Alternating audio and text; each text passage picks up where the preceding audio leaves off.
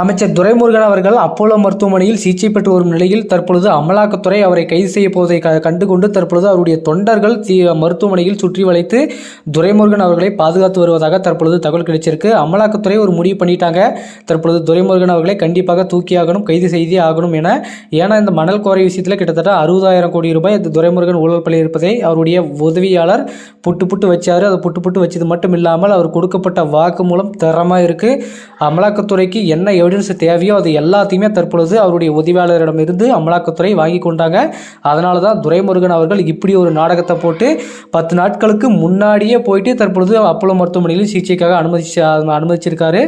இது இப்படி இருந்தால் தான் நமக்கு நம்ம உடல்நிலை கருத்தில் கொண்டு அமலாக்கத்துறை உடனடியாக நம்மளை கைது பண்ண மாட்டாங்க. அப்படி இருக்கிறதுனால நாமளும் கொஞ்ச நாளைக்கு சேஃபாக இருந்துருவோம் அப்படின்ற ஒரு எண்ணத்துக்காக தான் தற்பொழுது அவர் அப்போலோ மருத்துவமனையில் சிகிச்சை பெற்று வரும் போல் நாடகம் ஆடிக்கொண்டிருக்கிறார். அதனைத் தொடர்ந்து அமலாக்கத்துறை அவங்க என்ன தான் பண்ணட்டும், ஆனால் கண்டிப்பாக அவரை கைது செய்வது தான் என அமலாக்கத்துறை திட்டம் தீட்டி வரும் நிலையில் தற்பொழுது அவருடைய தொண்டர்கள் மருத்துவமனையில் குவிஞ்சிருக்காங்க. ஏன்னா துரைமுருகன் அவர்கள் மீது கையை வைக்கக்கூடாது, அமலாக்கத்துறை நெருங்கவே விடக்கூடாது அப்படின்ற ஒரே காரணத்துக்காக தான் இப்போ திமுக தொண்டர்கள் தற்பொழுது அவருடைய பாதுகாப்பிற்காக அப்போலோ மருத்துவமனையில் முற்றுகையிட்டு தற்பொழுது பாதுகாப்பு கொடுத்துட்டு வந்துட்டு இருக்காங்க.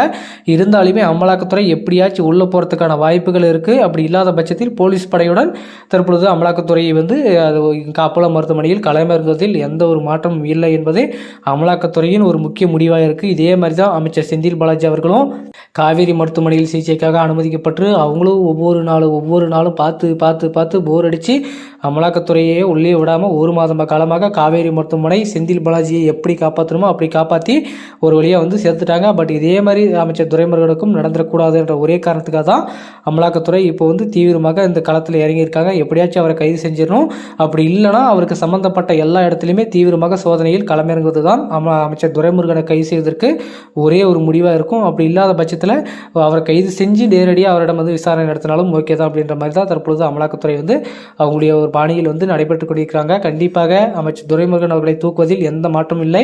அமலாக்கத்துறை அடுத்த கட்ட மூவுக்கு தான் எதிர்பார்த்துட்டு இருக்காங்க. ஏன்னா அவருடைய உதவியாளர் கொடுக்கப்பட்ட வாக்குமூலம் தரமான முறையில் இருக்கு. அதுக்கு இல்லாமையும் இன்னும் பயங்கரமான எவிடன்ஸ் எல்லாத்தையுமே கலெக்ட் பண்ணி தான் துரைமுருகன் அவர்களை தூக்கணும் அப்படின்றது அமலாக்கத்துறையின் தீவிர திட்டமாக இருக்கு.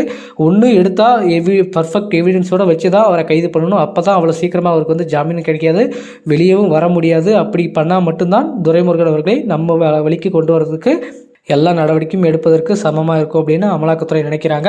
பட் இருந்தாலுமே இப்போதைக்கு துரைமுருகன் அவர்களை விட்டுப்பிடிப்பதற்கு காரணமே இன்னும் ஏதாச்சும் எவிடன்ஸ் கிடைக்குதா அப்படின்னு பார்த்தா அவங்களுடைய கருத்தாக இருக்குது. அது மட்டும் இல்லாமல் தற்பொழுது மணக்கோரையில் இன்னைக்கு நேற்று நான் ரைடு பண்ணல, கிட்டத்தட்ட 3 மாதமாக துரைமுருகன் அவர்களை வாட்ச் பண்ணிட்டு வந்துட்டு இருக்காங்க. என்னென்ன பண்ணிட்டு இருக்காங்க, எவ்வளோ கோடிகள் ஊழல் பண்ணுறாங்க, எவ்வளோ அரசாங்கத்துக்கு வரி ஏற்பி செஞ்சுருக்காங்க என்பதை வெட்ட வெளிச்சமாக துரைமுருகன் அவர்கள் செய்த ஊழலை கண்டிப்பாக அமலாக்கத்துறை கொண்டு வருவாங்க. மக்களை தற்பொழுது அமைச்சர் துரைமுருகன் அவர்கள் அப்போலோ மருத்துவமனையில் சிகிச்சை பெற்று வரும் நிலையில் அவரை பாதுகாக்க தற்பொழுது தொண்டர்கள் மருத்துவமனையில் குஞ்சிருப்பதாக தகவல் கிடைச்சிருக்கு. இது குறித்து உங்களுடைய கருத்துக்கள் என்னன்றதை மறக்காம கமெண்ட்ல சொல்லுங்க.